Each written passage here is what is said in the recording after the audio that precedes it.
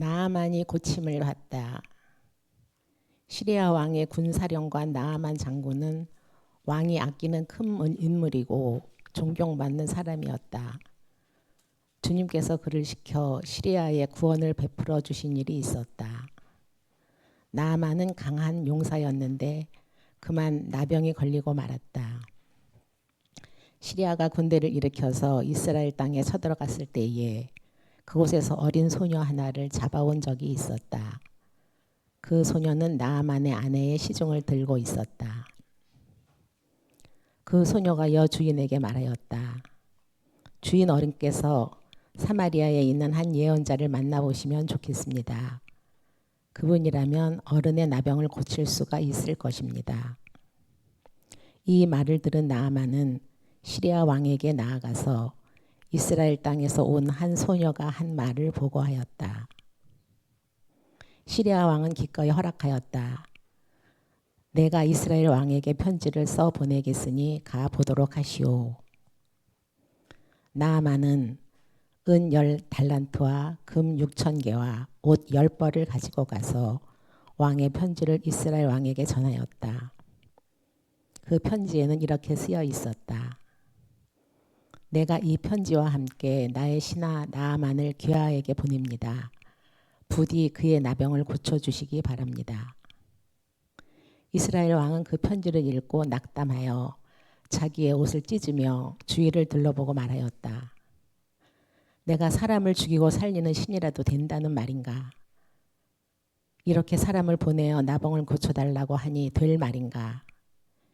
이것은 분명히 공연히 트집을 잡아 싸울 기회를 찾으려는 것이니 자세히들 알아보도록 하시오. 이스라엘 왕이 낙담하여 옷을 찢었다는 소식을 하나님의 사람 엘리사가 듣고 왕에게 사람을 보내어 말하였다. 어찌하여 옷을 찢으셨습니까? 그 사람을 나에게 보내주십시오. 이스라엘에 예언자가 있음을 그에게 알려주겠습니다. 나아만은 군사와 병거를 거느리고 와서 엘리사의 집 문 앞에 멈추어 섰다. 엘리사는 사안을 시켜서 나아만에게 요단강으로 가서 몸을 7번 씻으면 장군의 몸이 다시 깨끗하게 될 것이라고 말하였다. 나아만은 이 말을 듣고 화가 나서 발길을 돌렸다. 적어도 엘리사가 직접 나와서 정중히 나를 맞이하고 주 그의 하나님의 이름을 부르며 상처에 직접 안수하여 나병을 고쳐 주어야 도리가 아닌가. 다마스쿠스에 있는 아마나 강이나 바르발 강이 이스라엘에 있는 강물보다 좋지 않다는 말이냐. 강에서 씻으려면 거기에서 씻으면 될 것 아닌가. 우리나라의 강물에서는 씻기지 않기라도 한단 말이냐 하고 불평하였다. 그렇게 불평을 하고 나서 나아만은 발길을 돌이켜 분을 참지 못하며 떠나갔다. 그러나 부하들이 그에게 가까이 와서 말하였다. 장군님, 그 예언자가 이보다 더한 일을 하라고 하였다면 하지 않으셨겠습니까?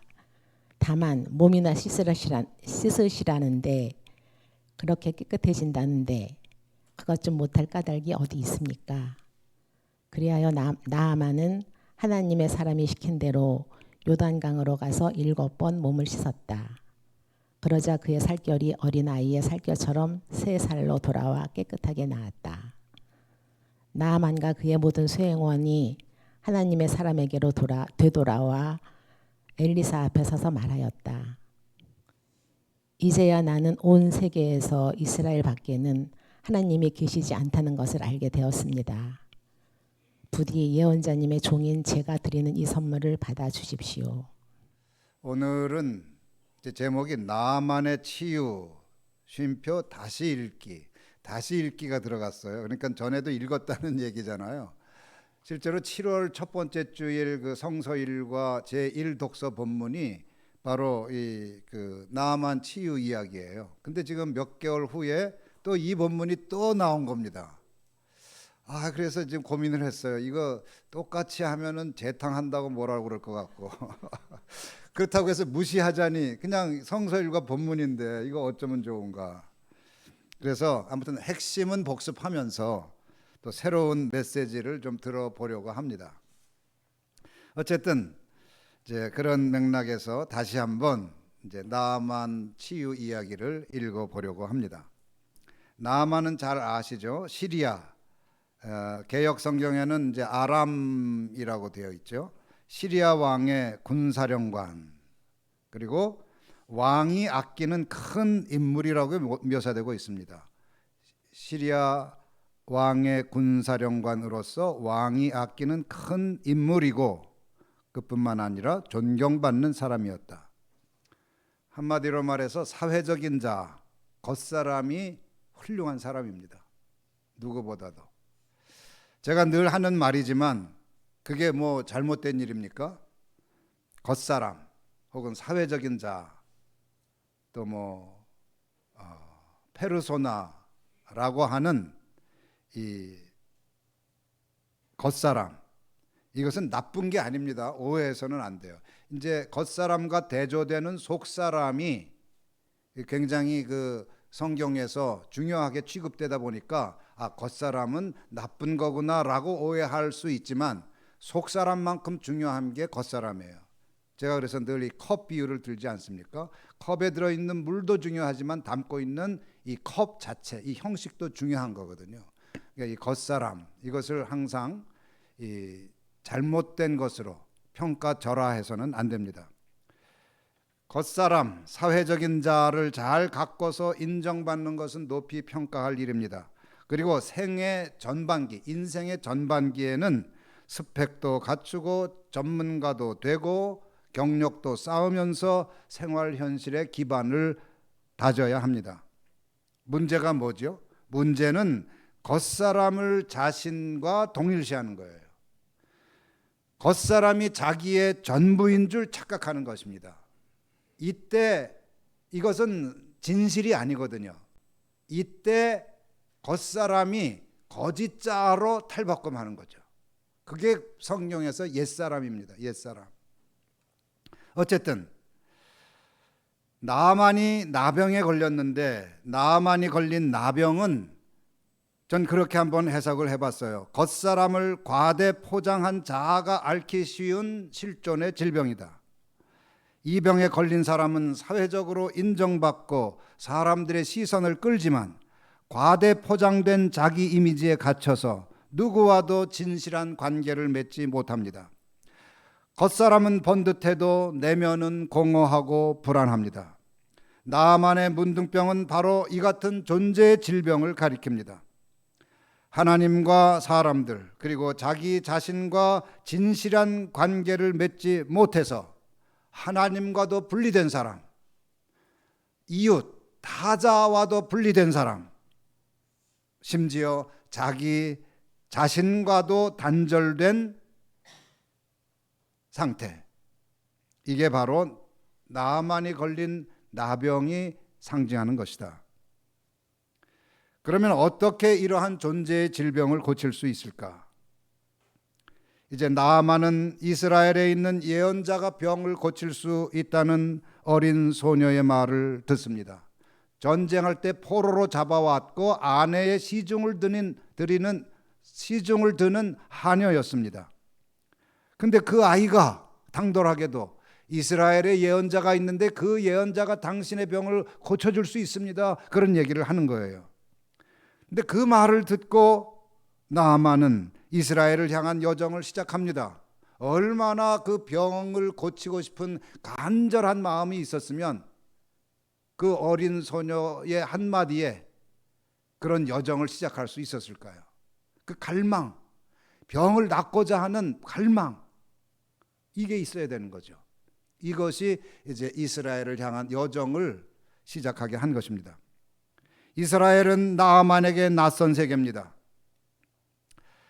시리아와 이스라엘, 이것은 나름의 역사를 지닌 지리적 공간이지만 심리 영성적 관점에서 보면 삶의 두 영역을 상징합니다. 그래서 저는 몇 번에 걸쳐서 삶에는 시리아 영역이 있고 이스라엘 영역이 있다, 이런 말씀을 드렸죠. 시리아 영역은 무엇입니까? 그게 바로 여기서 이 그림에서 말하는 R1 생활 현실이에요. 그게 시리아 영역입니다. 이스라엘 영역은 뭡니까? 오른쪽에 있는 R0로 표현된 영성 현실이 이스라엘 영역입니다. 겉사람을 전부로 알고 타인의 존경을 구하는 사람들이 걸린 영혼의 나병을 고칠 수 있는 곳이 바로 R0 영성 현실입니다. 영성 현실에 뿌리 내릴 때 여러 가지 일이 일어나지만 오늘 제가 새롭게 부각시키고 싶은 게 이건데, 새로운 관계의 생태계가 형성이 되는 겁니다. 제가 새로운 관계의 생태계라는 말을 처음 사용했어요. 그전엔 새로운 관계의 네트워크라는 말을 사용했는데, 뭐 비슷한 말인데, 이제 생태계는 생명으로 가득 찰 수도 있고 또 아주 굉장히 황폐해질 수도 있죠. 요즘 그러한 우리 생태적 환경을 경험하고 있어서 이제 관계의 생태계라는 표현을 한번 써봤습니다. 이제 나만이 그랬습니다. 다시 말해서 나만이 새로운 관계의 네트워크에 들어갔고 새로운 관계의 생태계를 형성하게 된 겁니다. 한번 봅시다. 생활 현실에서 나만은 어떤 사람이었습니까? 왕이 아끼는 큰 인물이었고 존경받는 사람이었습니다. 따라서 그의 인간관계는 왕을 중심으로 해서 이루어졌을 것입니다. 그래서 권력의 위계 속에서, 권력의 하이어라키 속에서 이루어졌을 것입니다. 아주 계급적이죠. 그러나 나병으로 인해서 그 관계가 무너졌을 것입니다. 더 이상 그 관계를 유지할 수가 없었어요. 나병에 걸린 사람은 일단 격리시켜야 하니까, 그리고 공동체에서 추방해야 되니까, 그리고 배제시켜야 되니까. 그래서 나병은 단순한 몸에 난 질병 이상의 그 사회적이고 공동체적이고 신앙적인 저주를 의미하는 것이죠. 그래서 그가 가지고 있었던 모든 관계의 네트워크가 송두리째 무너졌을 거예요. 그러니까 거기에서 고립감, 소외감, 불안, 외로움, 쓸쓸함, 이런 것들을 아주 그냥 진절이 나게 경험을 했겠죠. 하지만 영성 현실로 전향하면서 나아만은 새로운 관계의 네트워크로 진입합니다. 이 전까지만 해도 이제 내 인생 끝났다. 이제 더 이상 내가 만날 사람도 없고 교제할 사람도 없고 내 심정 알아줄 사람도 없고 친구도 없고 이제 모든 게 끝장났다고 생각했을 텐데, 영성 현실, 즉 삶의 이스라엘 영역으로 나아가면서 영성 현실로 전향하면서 나아만에게는 생각하지 못하였던 새로운 관계의 네트워크가 형성되기 시작하는 것입니다. 이를테면 이전엔 눈길조차 주지 않았던 사람들, 이를테면 전쟁 포로로 잡혀와 아내의 시중을 듣는 어린 소녀, 예언자 엘리사의 말을 나아만에게 전한 엘리사의 사환,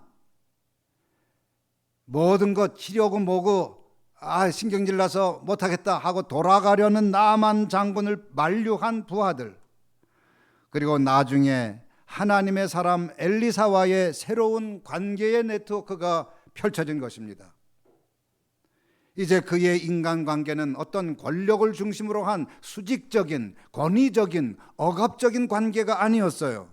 그의 인간관계는 아주 새로워졌고 다양해졌고 풍부해졌습니다. 권위적이며 억압적인 관계의 생태계가 평등하며 영성적인 관계의 생태계로 변형되는 것입니다. 여러분, 이런 경험을 하십니까? 내가 영성 생활에 힘썼더니, 관상수련에 힘썼더니 몰랐던 관계가 형성이 되더라.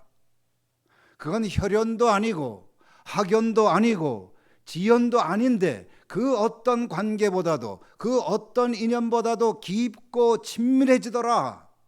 그런 경험을 해보시느냐고요. 아멘 소리가 크게 날 줄 알았는데, 네, 이곳에서 지금 그 일이 일어나고 있지 않아요. 예?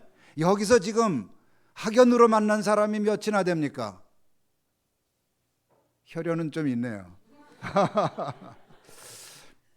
지연으로 만난 사람이 몇이나 됩니까? 취미 생활이 비슷해서 만난 사람이 몇이나 됩니까?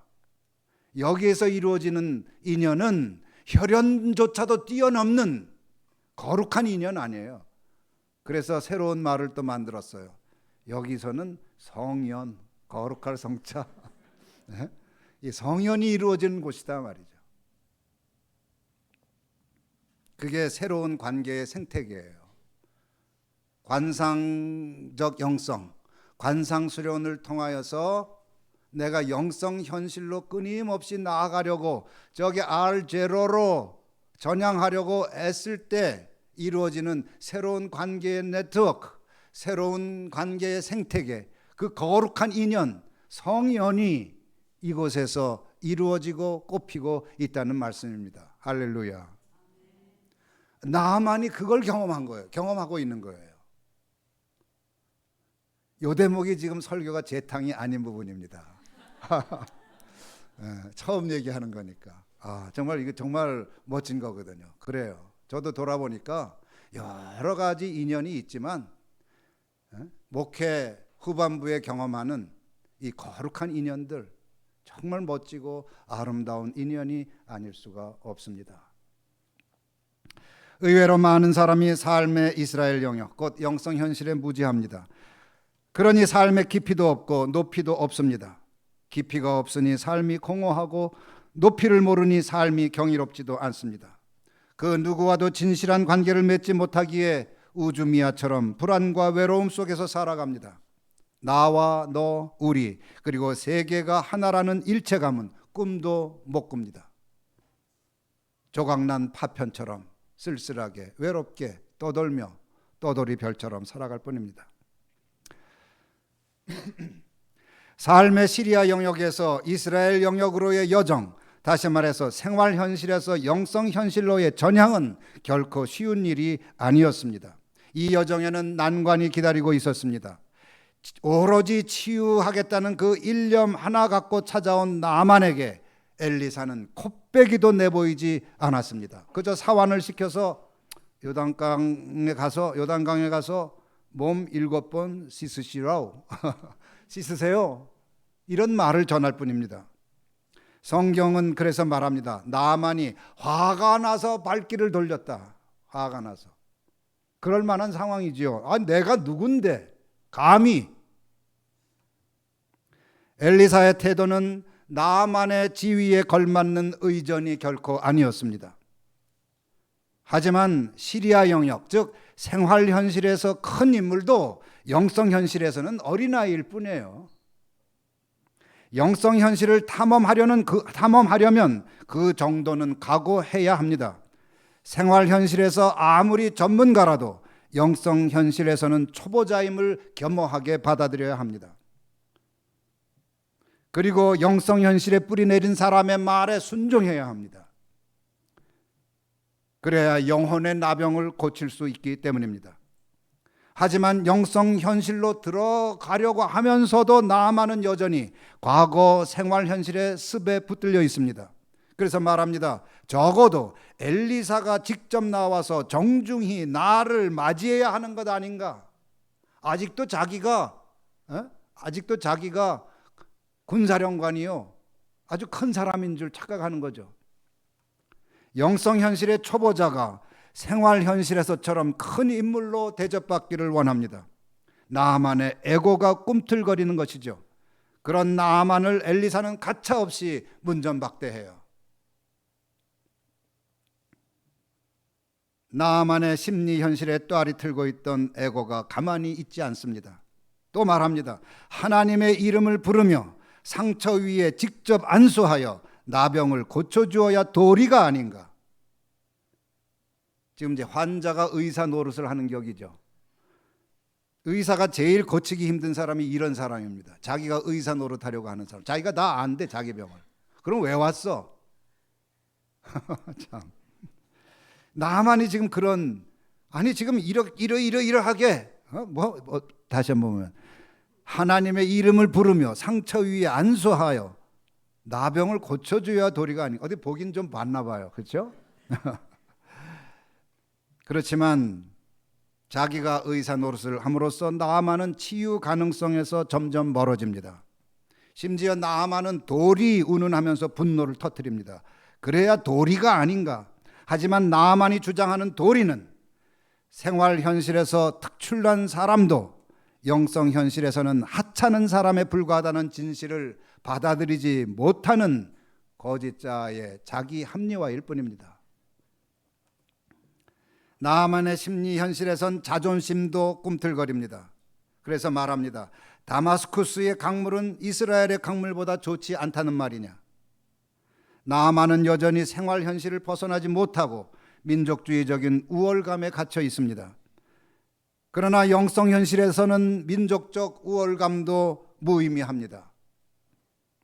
그렇기에 엘리사는 요단강에서 몸을 7번 씻으라는 명령을 철회하지 않고 엘리사는 나름대로 고집하는 거예요. 요단강에 가서 7번 몸을 씻으시오. 아무 설명도 없어요. 요단강. 요단강. 이것도 설교가 재탕이 아니라는 것을 입증하는 새로운 대목입니다. 요단강. 요단강이 뭘까요?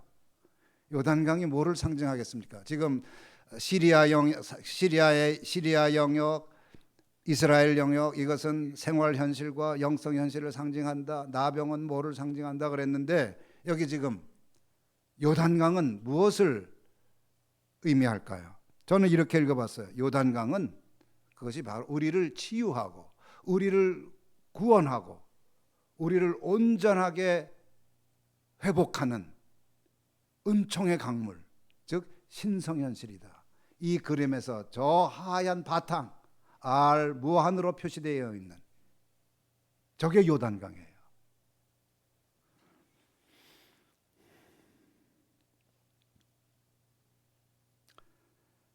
은총의 강물이며 치유의 강물. 사실 엘리사의 전략은 무엇입니까? 나만의 심리 현실을 장악하고 있는 에고를 깨뜨리고 영성 현실로 전향하고 영성 현실에 뿌리 내리게 하는 것. 그럼으로써 영성 현실에서 펼쳐지는 신성 현실의 은총과 치유를 맛보게 하는 것입니다. 그래서 여기 저 영성 현실 R0는 점선으로 표시되어 있어요. 이거는 신성 현실과 통한다는 뜻이거든요. 생활 현실은 실선으로 표시되어 있고 그래서 막혀 있어요.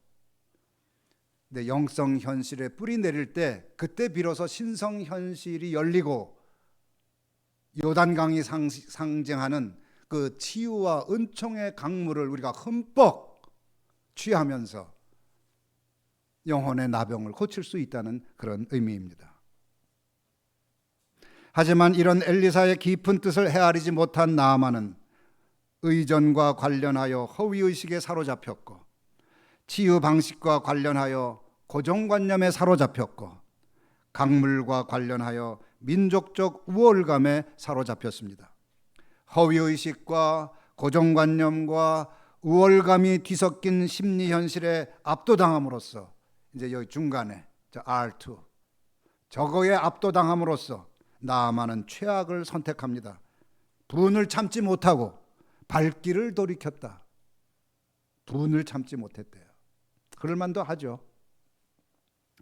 그럼으로써 치유 가능성을 스스로 발로 차버립니다. 이처럼 신성현실의 치유와 은총을 발로 차버리는 나아만의 행태는 오늘날 교회에서도 되풀이되고 있습니다. 순서와 자리를 따지며 대접받으려는 모습에서 의전을 따지는 나아만의 허위의식을 봅니다. 교리적 틀과 종교 습관에 갇혀서 새로운 신앙의 패러다임, 복음적 패러다임을 무시하는 모습에서 나아만의 종교적 고정관념을 봅니다. 다름을 틀림으로 매도하는 몰상식에서 나아만의 배타적 우월감을 봅니다. 이러한 행태들은 오늘날에도 삶 속에 도저히 흐르고 있는 요단강, 즉 신성현실의 은총과 치유, 자유와 충만을 발로 차버리는 것입니다. 그래서 이 신성현실의 이 충만함이 오늘날의 한국교회에 얼마나 있는지 전 궁금할 뿐입니다. 어쨌든 이런 그 고정관념, 허위의식, 쓸데없는 자존심, 우월감에 사로잡혀서 분에 차서 이제 발걸음을 돌이키는 나만을 불러세우는 사람이 있었습니다. 누구죠? 부하들이죠. 모든 게 수포로 돌아가는 순간 부하들을 통해서 이제 반전이 일어납니다. 생활 현실에서 큰 인물인 나만과는 달리 이들은 성경에 이름조차 나오지 않는 하찮은 사람들입니다. 노바디들이에요. 노바디. 하지만 그들은 진실이 무엇인지 아는 무명의 지혜자들입니다. 무명의 지혜자들이 나아만에게 말합니다. 장군님, 그 예언자가 이보다 더한 일을 하라고 하였다면 하지 않으셨겠습니까? 아니면 억만금을 내놓으라 그러면 내지 않겠느냐 말이죠. 그런데 그냥 뭐 아무것도 돈 드는 일도 아닌데 가서 몸을 씻으라는데, 다만 몸이나 씻으라는데, 그러면 깨끗해진다는데 그것 좀 못할 까닭이 어디에 있습니까? 이런 사람들이 진실을 아는 사람들이에요. 분별하는 사람들이죠. 이런 사람들이. 지위는 없고 권력은 없지만 뭐가 진실인지 아는 사람. 바로 이러한 작은 무명의 지혜자들의 진실이 나만의 에고를 꺾었습니다. 그래서 그는 하나님의 사람이 시킨 대로, 성경이 말하죠, 하나님의 사람이 시킨 대로 요단강으로 가서 7번 몸을 씻었다. 7번. 이것도 지금 새롭게 제가 여러분들에게 말씀드리고 싶은 겁니다. 7번. 영성 현실로 들어갈 만큼 들어갔으며 신성 현실에 푹 잠겼다는 뜻입니다. 오랜 시간에 걸쳐 겉사람의 습관을 씻어내고 또 씻어냈음을 의미합니다. 에고를 비우고 또 비웠음을 의미합니다. 거짓자의 허위의식을 벗겨내고 또 벗겨냈음을 의미합니다. 마침내 그의 살결이 어린아이의 살결처럼 새 살로 돌아와 깨끗하게 나았다. 할렐루야. 결국 나아만의 치유는 시중드는 어린 소녀라는 작은 지혜자를 통해 시작됐고, 사환이라는 지혜의 전달자를 통해서 방법이 알려졌고, 부하들이라는 무명의 지혜자들을 통해서 완성됐습니다. 생활 현실에서 보면 그들은 나아만과 비교할 수 없을 정도로 작은 자였지만, 영성 현실에서 보면 그들이야말로 큰 사람이었습니다. 나아만이 나병을 고치는 여정은 험난했습니다. 하지만 그는 우리가 이스라엘 영역, 곧 영성 현실이라고 부른 낯선 삶의 차원을 향해 용기 있게 발걸음을 옮겼습니다. 저는 이건 대단한 일이라고 생각해요. 나아만이 영성 현실을 탐험하기 위해 생활 현실에서 누리던 인정과 안정과 존경을 버리고 자존심도 꺾어야 했던 나아만에게 격려의 박수를 보냅니다. 무명의 지혜자들의 목소리에 순종하며 그 지난한 여정을 견뎌낸 나아만에게 경의를 표합니다.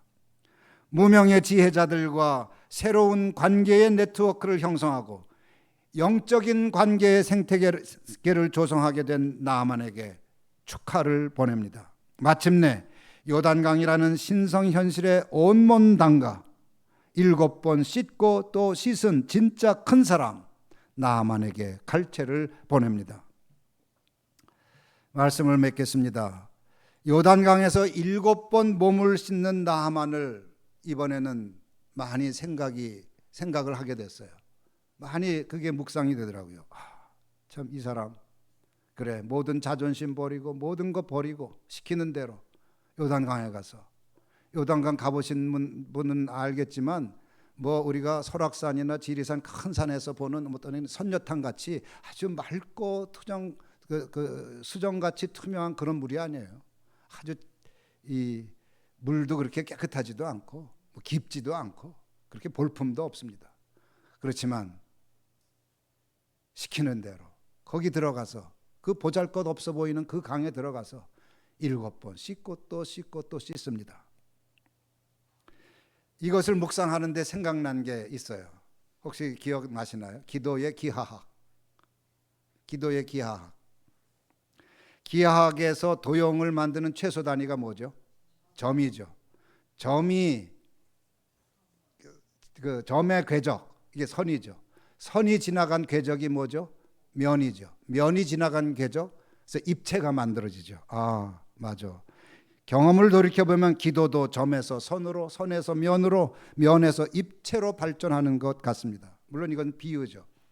그래서 아마 이것도 벌써 꽤 오래전에 말씀을 드린 거여서 이제 기억이 나더라도 가물가물하실 것 같고, 또 처음 들으시는 분도 계실 것 같아서 간단히 한번 소개합니다. 기도의 점. 하루에 한 번이라도 기도의 점을 찍는 게 기도 생활의 시작입니다. 기도의 점을 찍을 때는 하나님이 들어오실 틈이 생깁니다. 이게 바로 거룩한 혁명의 시작입니다. 기도의 점을 찍을 때는 시간과 장소를 정해서 꾸준히 실천해야 합니다. 시간의 양은 중요하지 않습니다. 일정한 시간에 같은 장소에서 기도의 점을 찍는 습관이 중요합니다. 주위 사람들이 신경 쓰이면 화장실도 좋습니다. 요즘 화장실은 옛날 같지 않아서 훌륭한 기도의 골방이 될 수 있습니다. 그다음에 선. 하루에 한 번 기도의 점을 찍는 것이 어느 정도 습관이 되면 이제 12시간 간격으로 또 한 번 점을 찍습니다. 이제 오전에 한 번 찍고 저녁에 한 번 찍으면 이게 기도의 선이 이어지는 거예요. 기도의 선이 이어진다는 것은 기도하는 마음이 온종일 지속한다는 뜻입니다. 물론 하루에 2번 기도의 점을 찍는 게 쉽지는 않습니다. 평생 내 몸에 밴 시간의 습관이 있거든요. 내가 시간을 보내고 쓰고 활용하는 그 시간의 습이 있어요. 그래서 아무리 짧더라도 그 기도의 점을 하나 찍는 게 그렇게 힘들어요.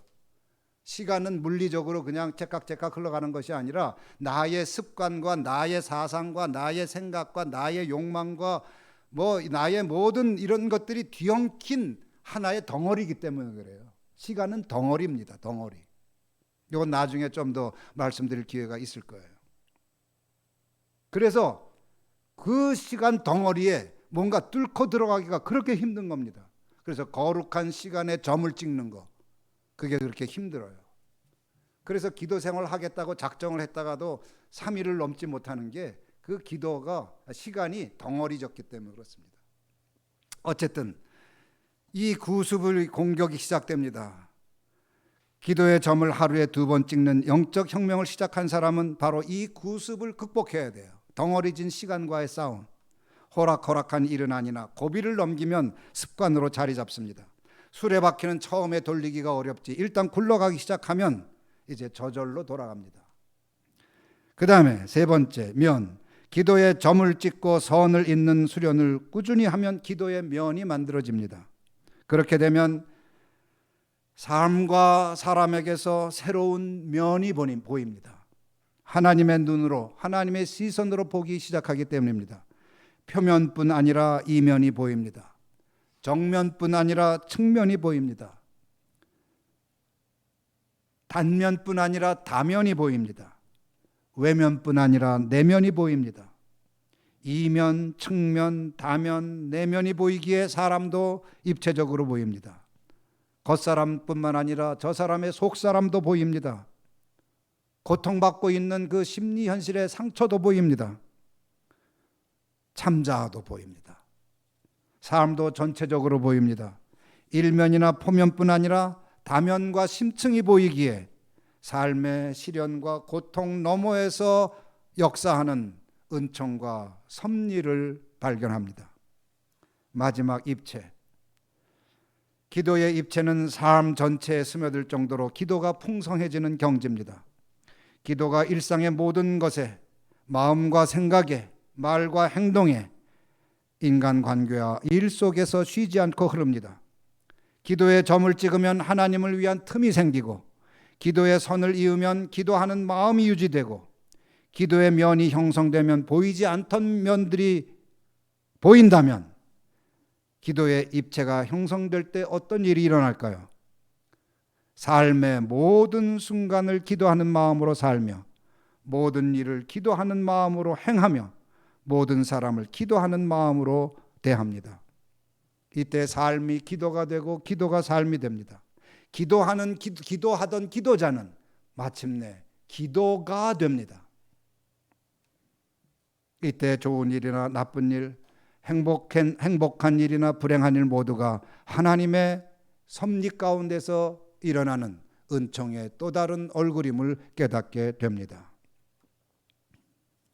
아까 저는 영성 현실을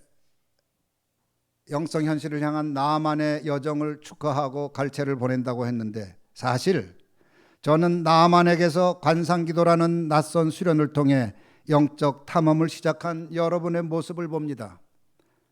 그리하여 나만처럼 영성 현실을 향한 여정을 용기 있게 걷고 있는 여러분들에게도 찬사를 보내고 싶습니다. 영성 현실을 향한 여정에서 형성된 새로운 관계의 네트워크가 튼튼하고 단단하게 결속되기를 기도합니다. 그래서 날마다 여러 길버님들의 삶의 요단강에 온몸 담가 나병을 씻기를, 다시 말해 지금 이 순간에도 삶에 흐르는 신성현실의 강물에 7번 몸을 담그기를 도전 과제로 드립니다. 7번 몸 담기, 하루에 7번 몸 담기 되겠어요? 사실 이것은 제가 요즘 해보려고 하고 있는 겁니다. 매일은 못하는데 일주일에 적어도 하루 이틀은 날을 정해서 그렇게 해보려고 하고 있습니다. 아침 저녁으로 기도하는 것은 익숙해지셨죠? 근데 3시간 간격으로 기도의 점을 찍어보는 거예요. 왜 그런 일을 시작했냐 하면 언제부턴가 아픈 사람이 그렇게 많이 생기는 거예요. 은명교회에. 이거 뭔 조하냐. 그래서 결국 결론은 담임 목사인 나의 부덕의 소치다. 그래서 내가 할 수 있는 게 뭐냐. 그래서 일단 나부터 이제 기도하기 시작하고, 나부터 나를 정화하기 시작하자. 그래서 레인메이커를 생각하는 거예요. 레인메이커가 그 마을의 가뭄을 해소하기 위해서 오두막에 들어가서 보름 동안 자기를 정화했듯이, 그래, 이유는 모르겠으나 어쨌든 나를 향한 하나님의 권고요, 또 일종의 채찍으로 알고 기도하자. 그래서 7번 기도의 점찍기를 해보려고 하고 있습니다. 몇 번 했어요. 하고 있습니다. 근데 매일은 못하고 외부 활동이 있으면 그게 안 돼요. 그래서 아침 저녁은 20분에서 30분 제대로 하고, 그리고 12시에도 여기 교회에 있을 때는 하고. 근데 제가 3시부터 깰 때가 있어요. 그럼 3시에 기도 저 한번 찍고, 그 다음에 6시에 슬기로운 기도 생활하고, 그 다음에 9시, 12시, 오후 3시, 저녁 6시, 9시 하면은 딱 7번 기도의 점을 찍을 수가 있어요.